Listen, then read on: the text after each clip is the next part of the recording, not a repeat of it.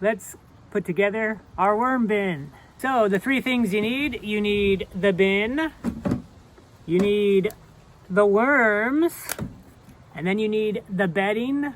And in this case, we're using compost, finished compost as the bedding. That comes in this big, heavy bucket. Okay, so step one, we want to open our bin. I already have a few worms that are hiding in here. You want to make sure you have the holes drilled in the bottom of your container. This is going to allow excess moisture to drain. You want to make sure that the lid closes and can be latched and that nothing's broken. Next, we're going to take our finished composts. You can take a look here and see that this is nice and decomposed. Some of these twigs and wood chips, that's okay, doesn't matter. But we're really interested in this nice, fine material. This is where the worms will live. We're going to add enough of this to fill up the entire bottom of this.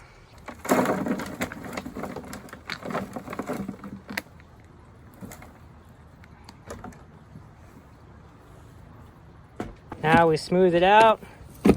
Make sure we have a nice, even layer here. I want to check the moisture content. If it's too dry, these worms won't be happy. They like to have water on their skin. Not so much water that they can't breathe the oxygen, but if this is a little on the dry side, we can add some water, just a little bit, to make this a little bit more moist and hospitable.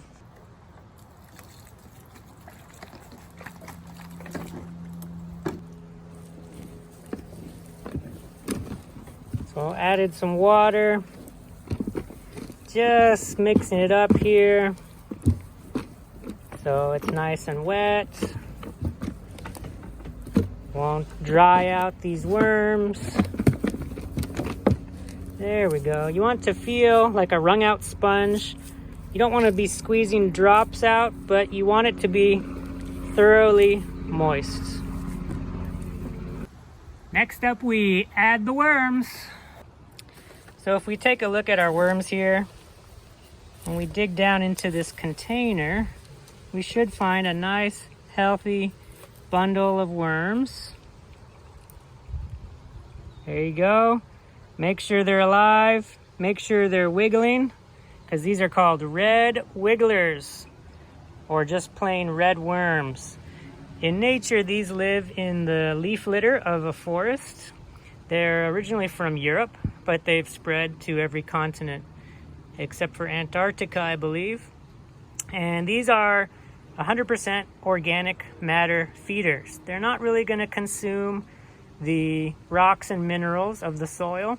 They're mainly interested in organic matter, which is perfect for us because we're going to be feeding these food scraps from the kitchen, and they are going to turn those food scraps into humus, the nice, healthy soil.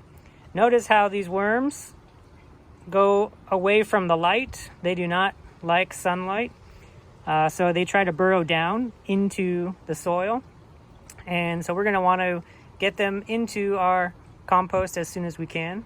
Notice also there's a little bit of sand and grit, small rocks. That's good because the worms have no teeth, so they swallow the rocks to help them digest the food. And what they're actually eating is the bacteria that's on the decomposing food. And then they spit it back out, and then they poop it out as castings. And the byproduct is a material that we call worm castings, and it's very much alive, filled with beneficial microbes. And your plants will respond to the worm castings like nothing else. I'm adding the worms just to one corner.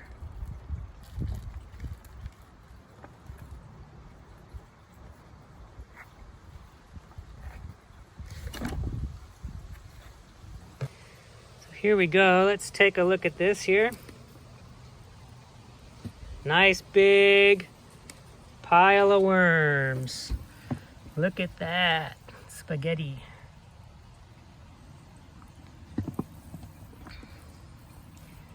We put them in one corner because we want to make sure we know where to find our worms. We want easy access to them when we add our food scraps.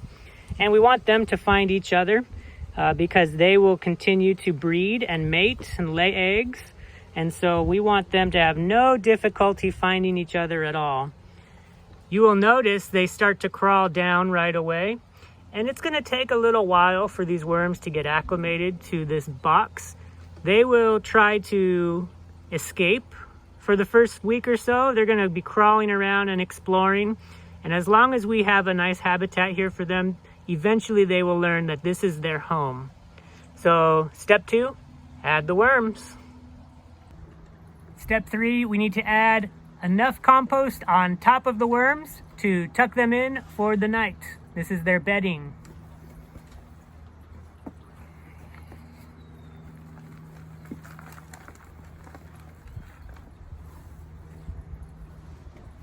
Worms are covered up. I'm just gonna smooth this out a little bit, and a big piece of wood like that's no problem. And now our worms are nice and cozy. Again, we want to check our moisture content. I'm going to add a little bit more water to help them out, and then we will give them their first bit of food very soon.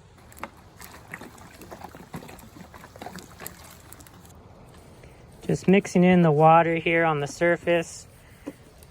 The key for these worms is going to be not to dry out.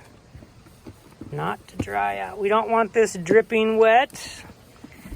We want oxygen to be held here in the bin, but we want nice, good moisture content.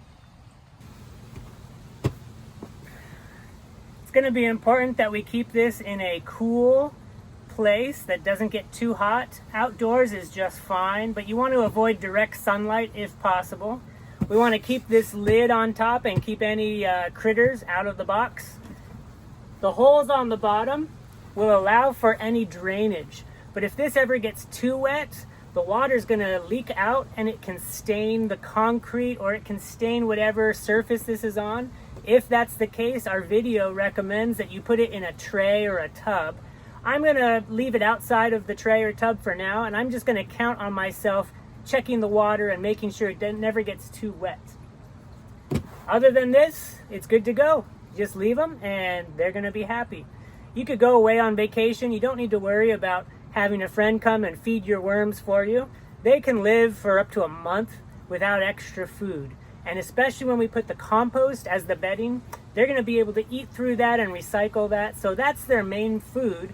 And you can add food scraps from your kitchen just to help to supplement their food, grow their population, and also keep some of your waste out of the landfill. Now I'm going to take this little fabric here and I'm going to get it thoroughly wet and put this on top to keep the moisture in.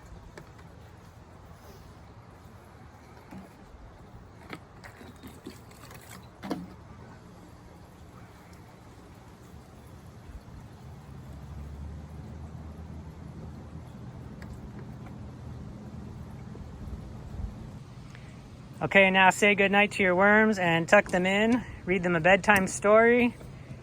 And later, come on back and give them their first bit of food.